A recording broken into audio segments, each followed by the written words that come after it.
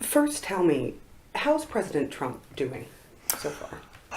I'd give him about a B minus. Why a B minus? Because he has not done some things that he promised to do that he could have done very easily. My biggest reproach against Donald Trump is that he has not repealed the executive amnesties that he promised to repeal on his first day in office. That's something he could do without any kind of court interference, without any involvement of Congress, and he has failed to do so. That, to me, is his biggest black mark. Tell me what those executive amnesties are and what you were hoping he was going to achieve. The one that's best known is the Dreamers. It's called DACA. That's the acronym for it. And what it means is that people who were brought as children illegally into the United States have legal status.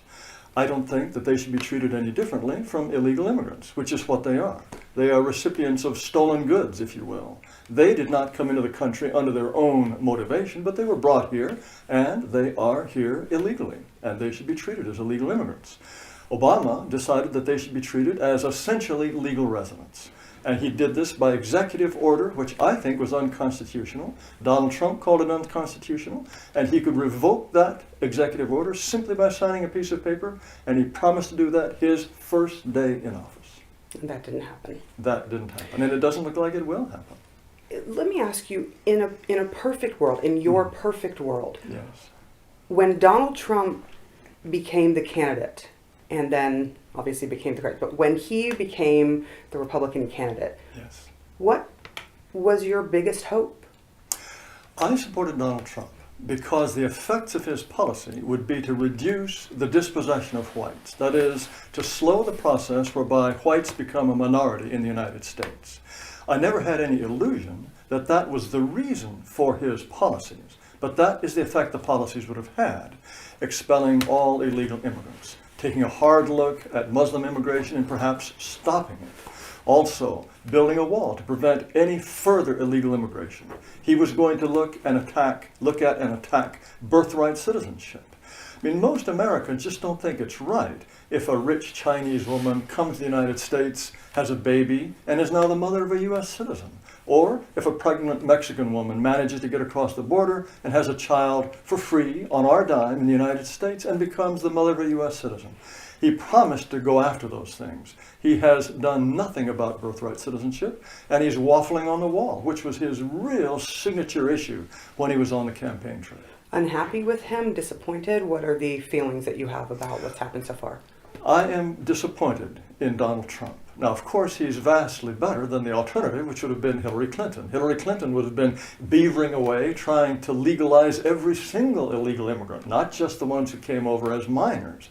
She would have been opening our doors to as many Muslims as possible, increasing the number of Syrian refugees coming to the United States.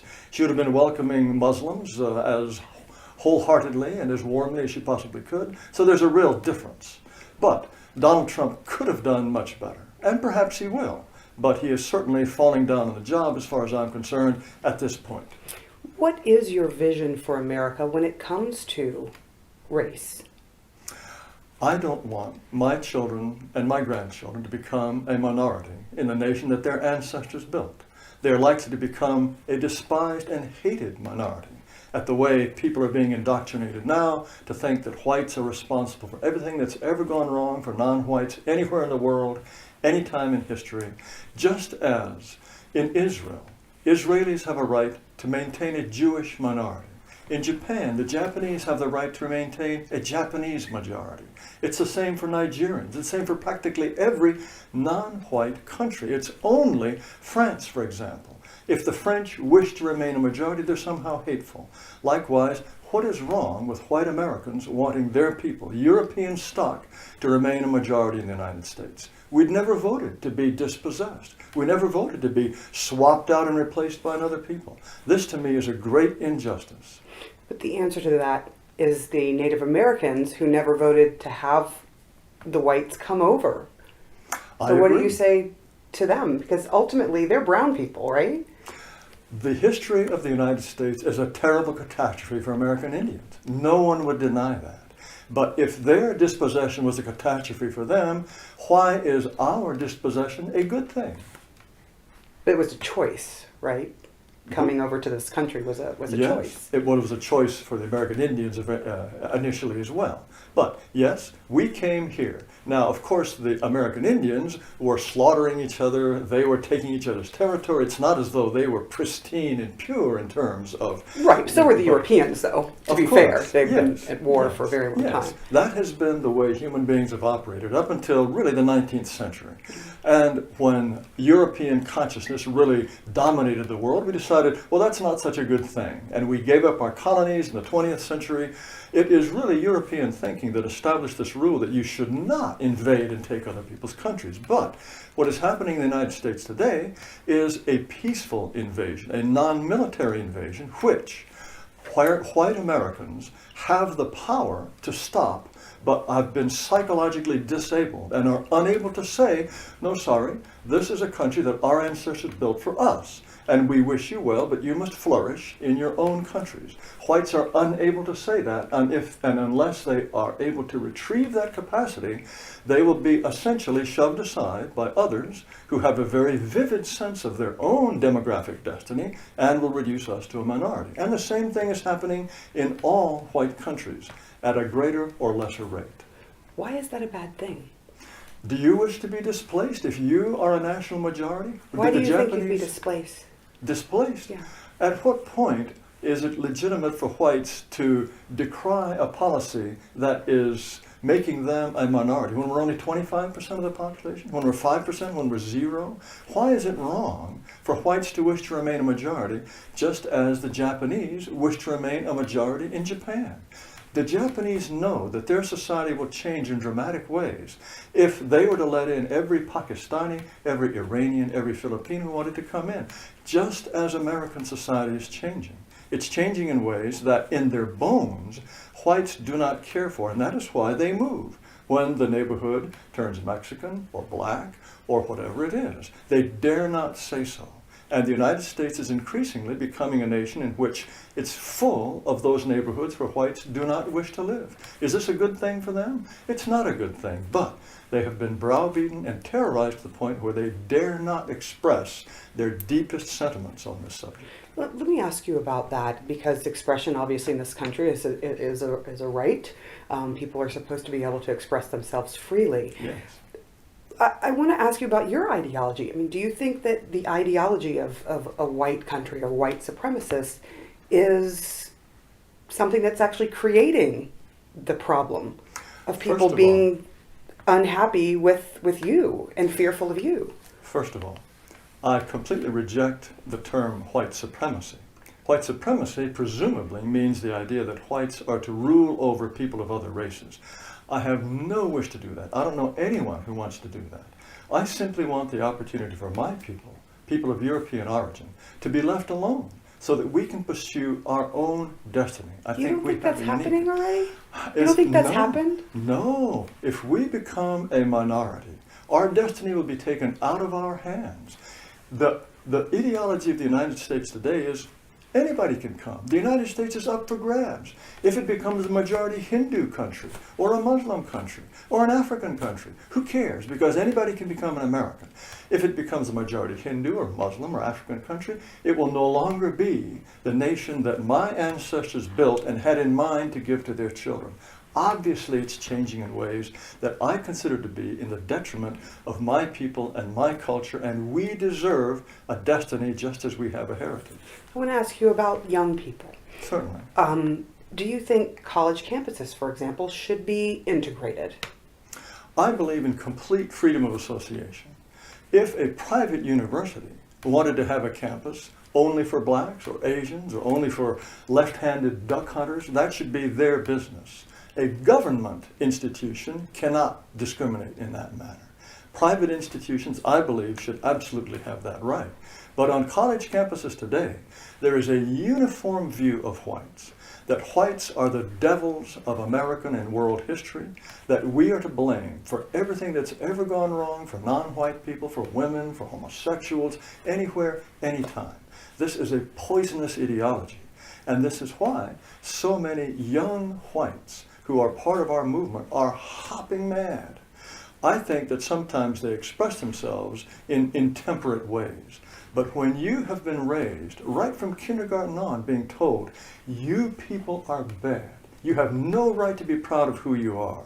Once the scales fall from your eyes and you see the double standards that are operating, you have every reason to be hopping mad. When you say hopping mad, has that anger grown among white students, for example? Unquestionably it has grown. Why? Look at for the reasons that I just told you, because they're being told, every other group has the right to be proud of their heritage. The idea of whites taking pride in their heritage, this is considered white supremacy. That's the very word you used. This is considered to be an abomination, an immorality. Once they realize how suicidal this double standard is, they have every right to be angry.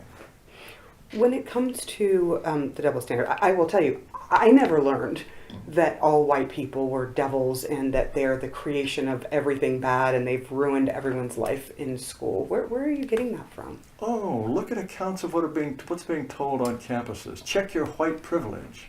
They have special safe spaces for non-white people, dormitories, cultural centers, so that they can be protected from the malevolent influence of whites, particularly white males. It's the rage on campuses now to have whiteness studies, and it's not a celebration of whiteness, believe me. It's an attempt to instill in whites a sense of guilt about who they are, so that they will become what are called allies in this process of destroying white supremacy, that they are part of an unfair, exploitative nation, an exploitative system, simply because of who they are. This is pervasive on college campuses. But on college campuses, what they argue is look at the civil rights movement, look at the way that black people, for example, were treated. And the reason for this is so that they're protected, so they don't ever have to go through that again. Do you get protection by telling the people who built and established this country that they are uniquely evil and uniquely disqualified from any pride in their heritage? No. And more young whites are fed up with this, and they are absolutely right to be so. Do you condone what's been happening on campuses with people who are white and angry, putting up posters and putting up nooses, and do you agree that that's... Nooses, well, first of all, many of these cases of nooses or swastikas, they are either anonymous, we don't really know who they did them, but we also know that in many cases these are hoaxes. They are very tempting hoaxes for non-whites to do because of all of this uproar of sympathy, all of the coddling and all of the petting they receive if they can portray themselves as victims of these wicked white people.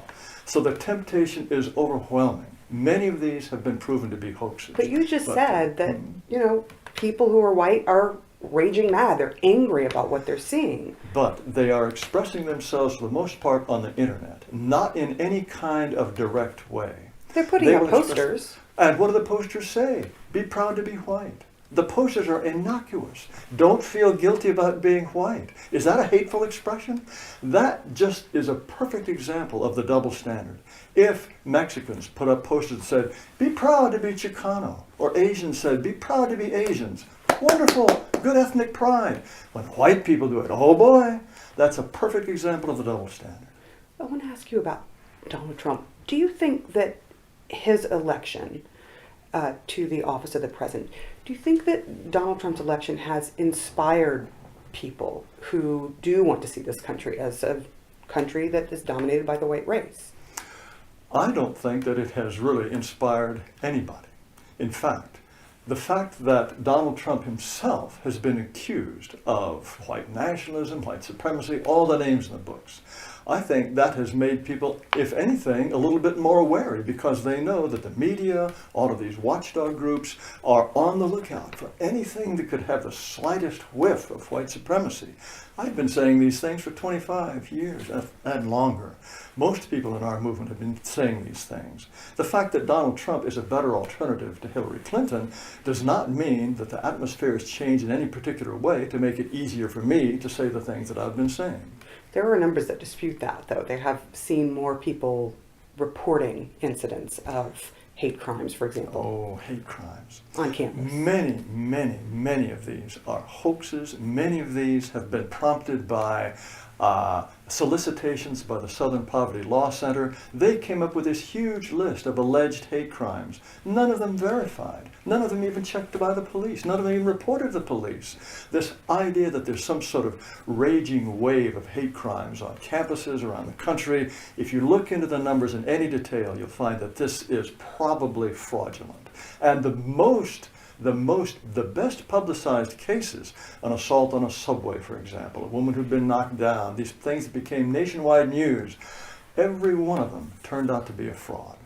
Every single one. The ones that became very well known, yes, they had to be retracted. Now, Because there are cases where people have been prosecuted.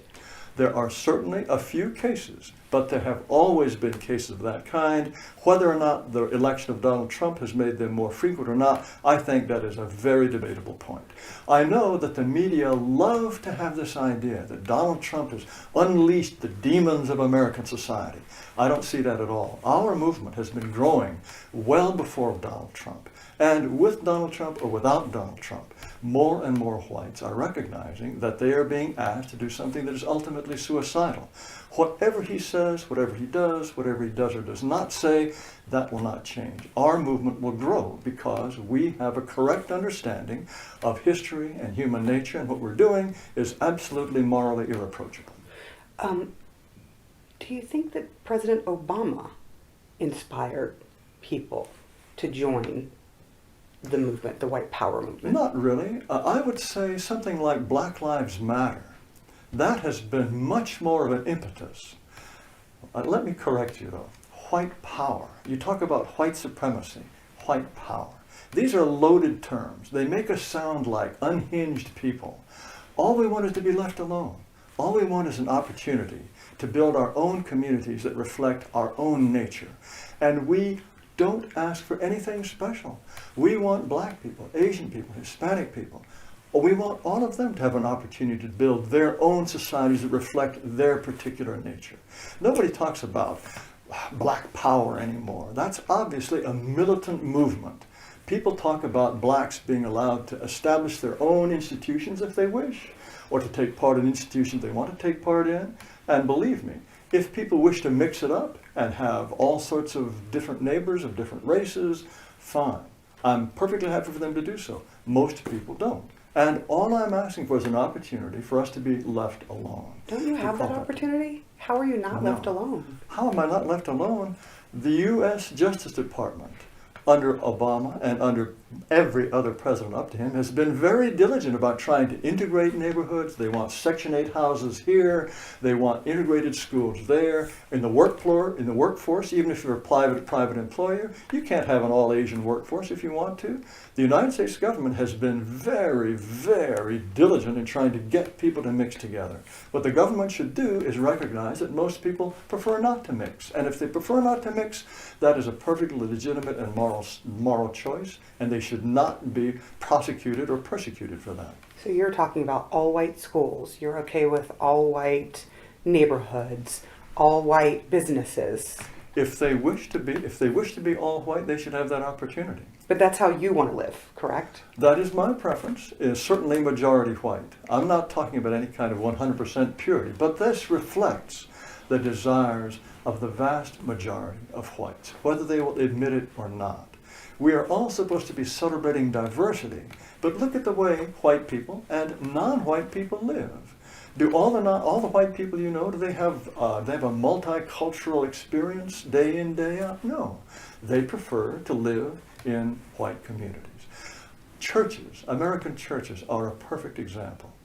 95% of the congregations are at least 85% one race, and many are 100% one race. Why is that? It's because no one has been trying. The government has not been fining churches that are not mixed. And when people are completely free to choose, they prefer to worship with people who are like themselves. There is nothing wrong with this. This is the natural human state, and we should build a society on a correct understanding of human nature rather than on some fantasy about what others would like us to be. I'm going to push back a little bit. Certainly. Some people might say you're living in a fantasy, because there is no way that this country is going to have an all-white society. It's just not happening.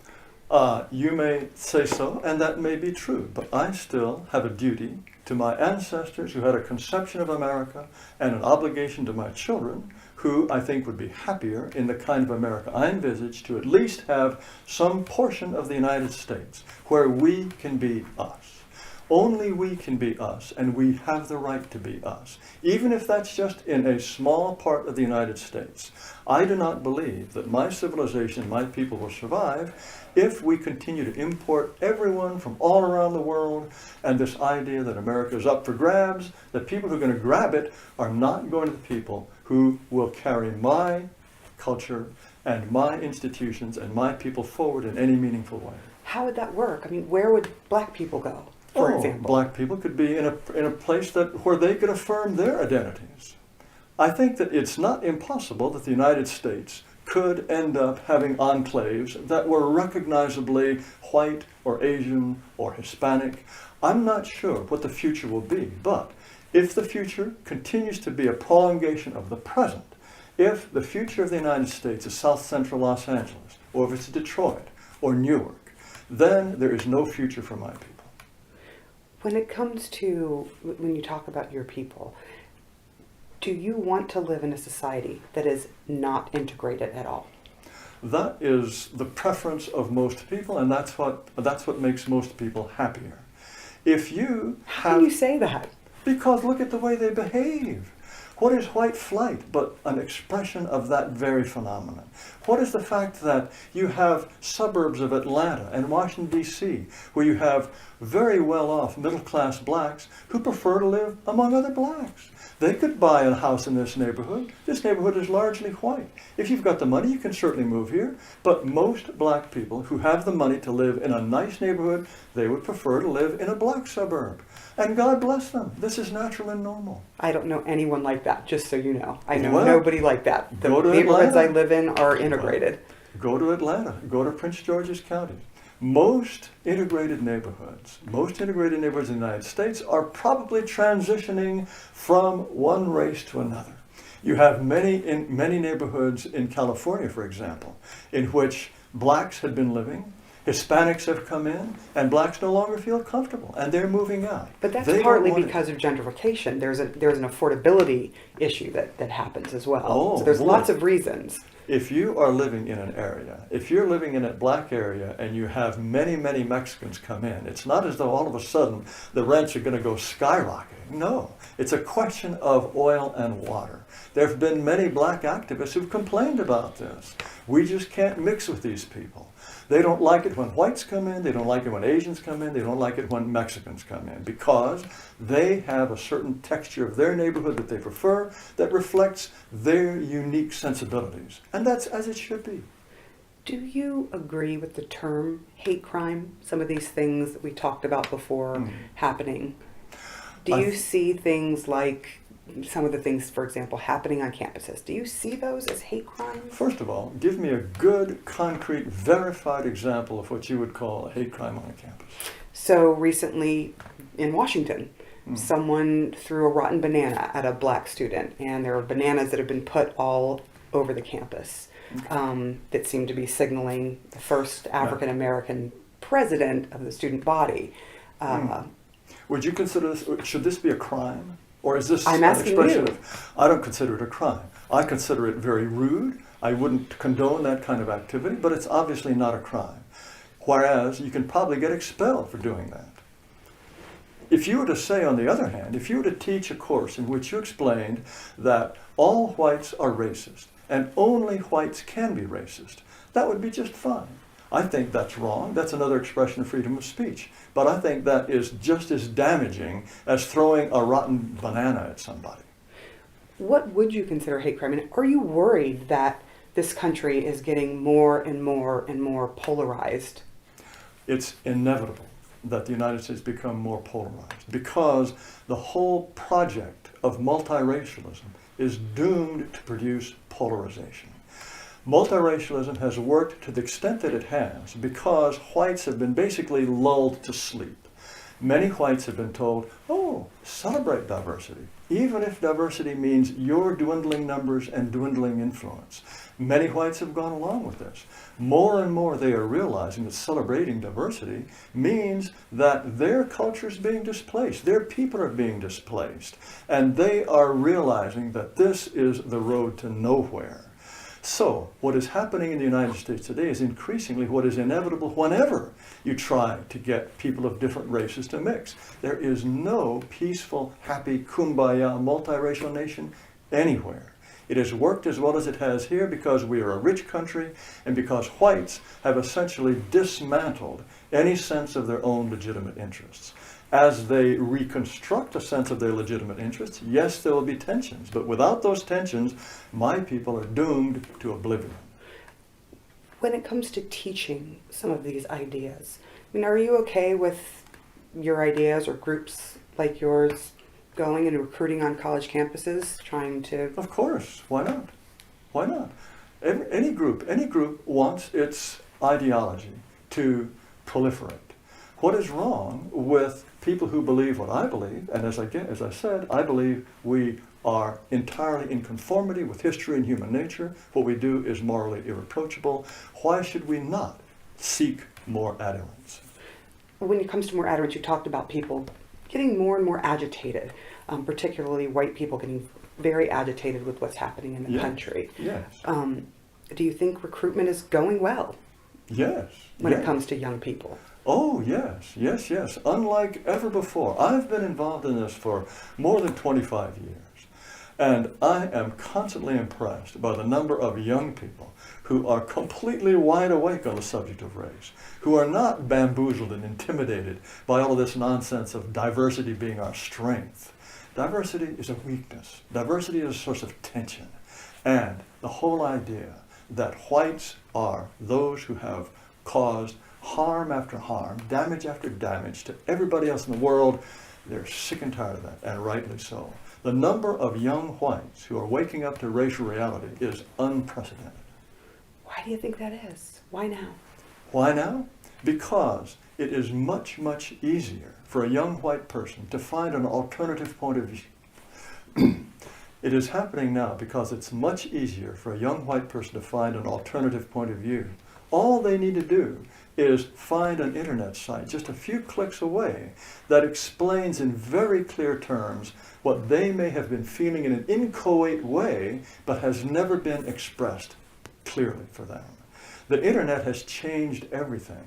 It's made it possible for our ideas to have an impact, to be disseminated in ways that make it inevitable that more people will find them, and because they are so attractive, because our ideas are in conformity with reality, once people find them, they have a very hard time going back to the delusions of liberal orthodoxy. And you don't think it has anything to do with the new administration? Oh, it was happening well before the new administration. As I said... Have they helped in any way?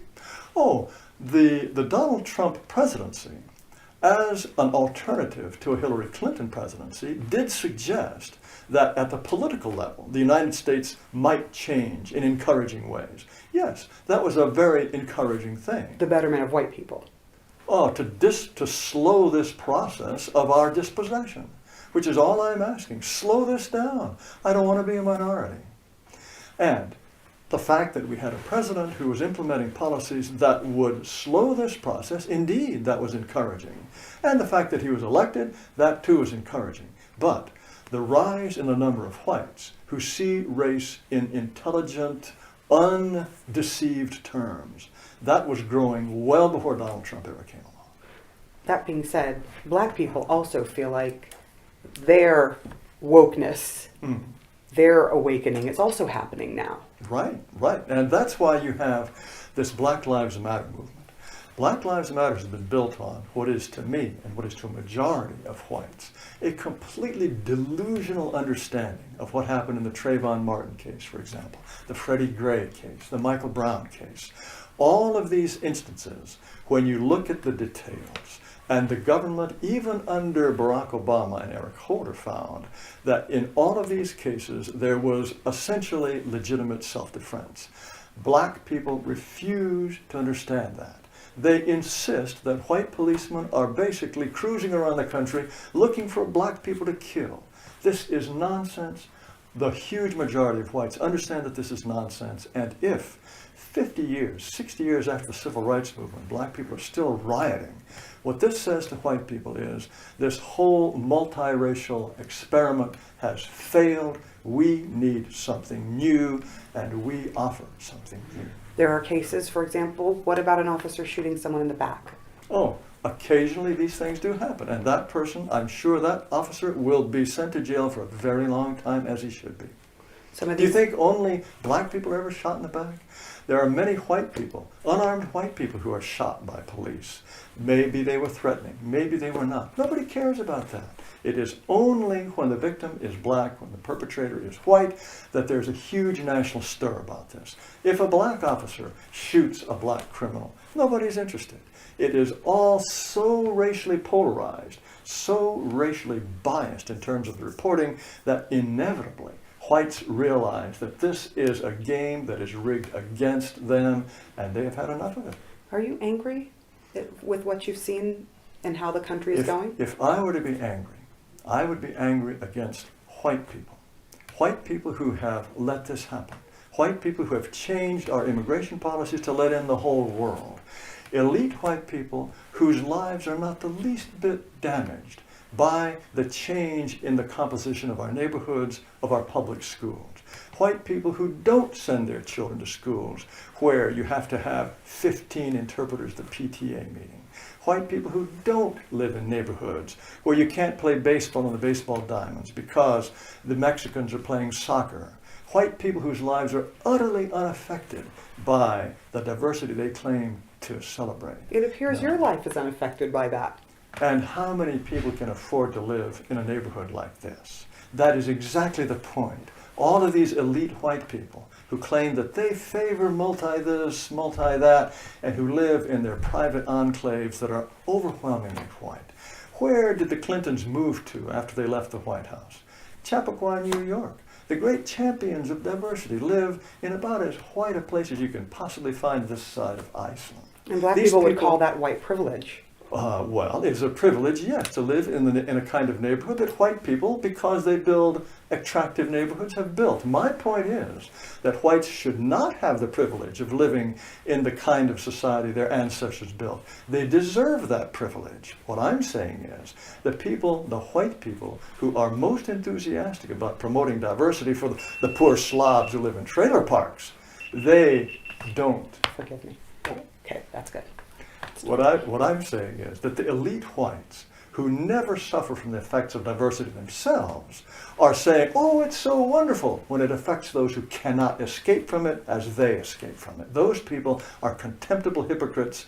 If I were in the business of hating anybody, those are the people that I would hate. Speaking of hypocrites, is Donald Trump a hypocrite? I can't claim to know Donald Trump's mind. And I never believed that he promoted these policies that would slow white dispossession because he cared about white dispossession. So I don't know whether he's a hypocrite or not. I would have to know what he really thinks about things. He is certainly breaking some of his campaign promises, but virtually every politician does that. He's got more than 3 more years. Maybe he will build the wall. Maybe he will repeal these amnesties. We'll see. But so far, he has not been doing what he promised he would do. Some of the things which he promised he would do on the very first day. Tell me what your dream for America is. My dream for America is a nation in which every group has the right to express its own preferences, have its own institutions, perhaps even its own part of the country where they can be genuinely who they are. That is my dream for America. So completely segregated. If that is what they wish. If there are people who wish to be integrated, by all means let them integrate. But for those who wish to be with people like themselves, just as so many church congregations are overwhelmingly one race, one language, one nationality, let people separate if that's what they wish. What is wrong with that? How do you respond to people that say you're a hate monger? I would say, how do you claim to read my mind?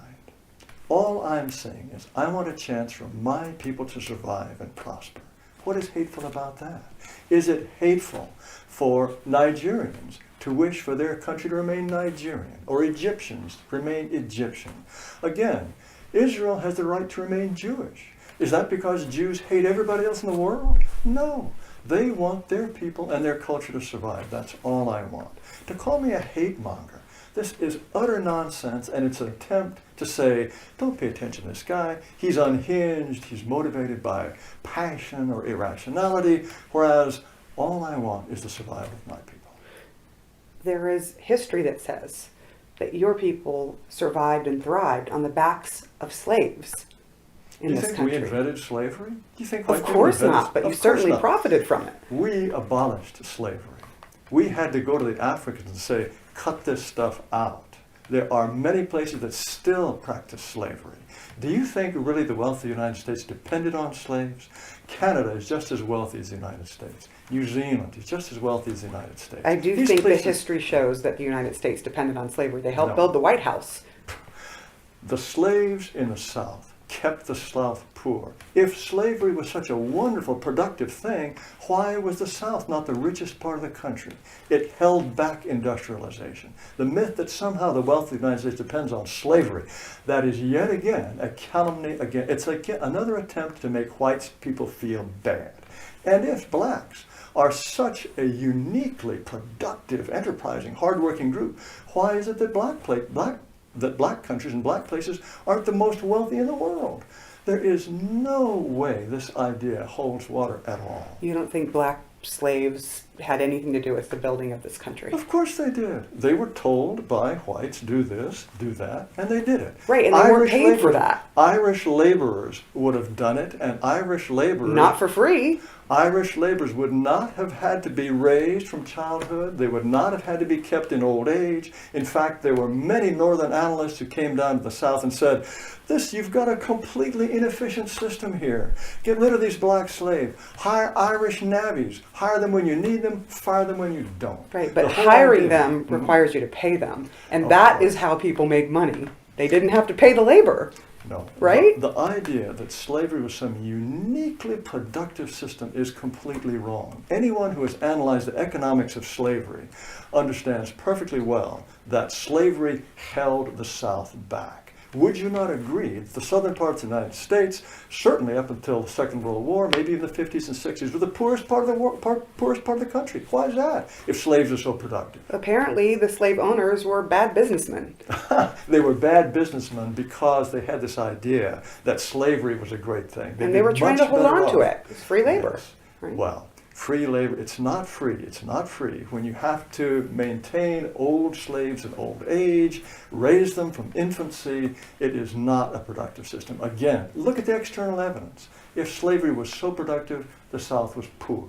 If slavery was an absolutely essential motor for American development, why isn't Canada poor? Why isn't Scandinavia poor? No. All of these countries are wealthy because they were built by whites with the particular qualities that whites bring with them wherever they go. The presence or absence of slavery in the southern part of the United States was, if anything, incidental and probably held development back. Is there anything else you'd like to add to the conversation? Let me think. I would like to emphasize that what I want is nothing special for white people. I want white people to have the chance to develop their own society, their own institutions, without being embraced by large numbers of people who are unlike themselves and who will change their society. People who are black, brown, Jewish, people who are not religions. of European origin. Though it is obvious that Europeans will assimilate most easily in the United States. And I would say this about Donald Trump. He at least recognizes, unlike Hillary Clinton, that the United States is a distinct people. Now, he also recognizes that some people don't fit in as well as others. He has tumbled to the rather obvious conclusion that Muslims don't fit in quite as well as certain people. Now, would he have the courage or insight to say that being white is an important part of being an American? I suspect he would not. But at least, unlike Hillary Clinton, he doesn't think that he wants a world that's utterly borderless. He doesn't think, like Hillary Clinton does, that the American identity is an intellectual invention. He recognizes that there is such a thing as an American people with distinctive interests, and he wants to protect those interests. He has a sort of a vague, clumsy idea of what constitutes Americanness. But my point, to return to my previous point, is that I don't want anything for whites that I am not happy to grant to every other group. Okay, I think we're done. You talk about biology, and I just said to you, I'm a mixed race person. What do you think of me? How are we different? Me as a mixed race person, you as a person who happens to be Caucasian. The idea that races are identical and interchangeable is just complete fallacy. Aren't we all human? Of course we're humans, but all dogs are dogs. But they're not interchangeable and identical either. They're the same species, we are the same species, but we are different subspecies. And the different races of humanity have evolved separately for, in some cases, 100,000 years. We have developed different physical capacities. We have developed different average levels of intelligence. We have developed different average temperaments, if you will. These things have been very carefully studied, and people absolutely hate to talk about them, but it is part of our natural evolution. It's part of our biology. Is it your contention from looking at these studies that black people are less intelligent than white people? Black people, on average, are less intelligent than white people. That does not mean there are not some very intelligent black people who are smarter than most white people. But by the same evidence, it's very clear that East Asians, on average, are more intelligent than white people. We're not the smartest race. We're not the most law-abiding race. We're not the race that has the fewest number of illegitimate children. All of those prizes go to the East Asians. It doesn't mean that I want to be replaced by East Asians, though. In some respects, objectively, you could describe East Asians as superior to Caucasians. But I am white. I have a loyalty to my people, just as I have a loyalty to my own children. The feelings are very similar. I feel about whites the way I feel about my own children as opposed to other people's children. I don't dislike other people's children. In fact, I can be very fond of other people's children. But you don't want to live with them. Well, I might, but I will make sacrifices for my own children that I wouldn't for anybody else's children. And that's a perfectly natural thing. And our race is our largest extended family. That's the group to which we feel a kind of instinctive loyalty. And it is perfectly normal for us to think that this is the group that is our primary family, but it implies no hostility to anyone else's family, just as my preference for my children implies no hostility towards my neighbor's children, of whom I may be very fond. Speaking of your children, do you think that an all-white university should exist? If there is a demand for it, and if it's a private university, by all means. Just like an all-black university should it exist for people who want to go to an all-black university. As you know, on many college campuses, black students are demanding blacks-only dormitories, blacks-only social centers, safe spaces. God bless them. If that's what makes them happy, that is what they should have. But don't reserve that sort of thing just for them. We should all have that opportunity. A whites-only university. Whites-only spaces. Yes, exactly right. What's wrong with that? You could argue that you're discriminating against other people. We discriminate with every breath we take. When you turn right rather than turn left, you're discriminating. If you have steak rather than rice, you're discriminating. But you're not hurting anyone doing that, right? If I refuse to associate with someone, that person is no worse off than he was before. His feelings may be hurt. If I want to ask a beautiful girl out on a date, she has the right to discriminate, and she should exercise that right. Have I been hurt? Maybe my feelings are hurt, but I'm no worse off than I was before. Discrimination is essential to the way we live our lives. But there is the argument, and that is borne out in history, the industrialization, sort of the discrimination that is an entire system, did hurt people. Didn't allow, for example, African Americans to have new books, be in schools that were as good as the white schools. That, I believe, was an inevitable and deeply unfortunate consequence of trying to build a multiracial society. I was always opposed to laws that restricted blacks in any particular way. I believe in complete freedom of association. So laws that said blacks have to be there, I disapproved of that. I think those laws were wrong. But then when those laws were abolished, then we went without taking a breath to the idea, okay, blacks don't have to be there. We want to sprinkle them around wherever the whites are. No, so long as voluntarily people choose to associate with their preferred associates, that I approve of. Okay. What do you think about, this just came up in my head, Mhm. what do you think about the Ku Klux Klan? Well, I don't know much about the Ku Klux Klan, but anyone who promotes violence or illegality, I completely oppose. You're okay, though, with their other ideologies. I don't know what their ideologies are. That whites are far superior to blacks. I well- mean, you just said that whites are smarter, are more intelligent than blacks, right? On average, whites are more intelligent than blacks. And really, to deny this is to just deny mountains of scientific evidence. Some people Now, call what's that it- junk science. They have not looked into it. There is an enormous amount of extremely reliable science. It goes back 100 years, and it keeps being reaffirmed over and over and over. And I can promise you, when the day comes when we find the genetic combinations that code for intelligence, they will not be found to be equally distributed among all human groups. I would bet the next 12 mortgage payments that that's the case. That Now, whites are far not more. far. Well, look, and again, you see, everyone harps on this idea of being whites as opposed to blacks. East Asians, again, they are more intelligent than whites. It's just the way our different groups evolved, and we should reconcile ourselves to this. And I'll tell you something else. It's very important to recognize these differences, because if we are constantly saying to black people, yes, you are just as hardworking, you are just as smart as white people. 'Cause And they are. Wait, well, hold on, hold on. If they are, then the logical consequence is you are more likely to be in jail, you're more likely to be poor, you're more likely to have a small net worth for one reason only, because of those wicked white people over there. Isn't that the best possible way to teach black people to hate white people? Might work. Yes, it works very well. It works very well. Now, on the other hand, if we recognize the truth, and if we recognize that black people are not on average as intelligent, and they are not going to achieve at the same level as whites, but let them go as high as they wish, as high as they can. I'm all for that. All the way to Just the White don't- House. All the way to the White House. But don't expect equal outcomes. As you well know, the Ivy League is full of Asians now, because they are smarter and harder working than my people.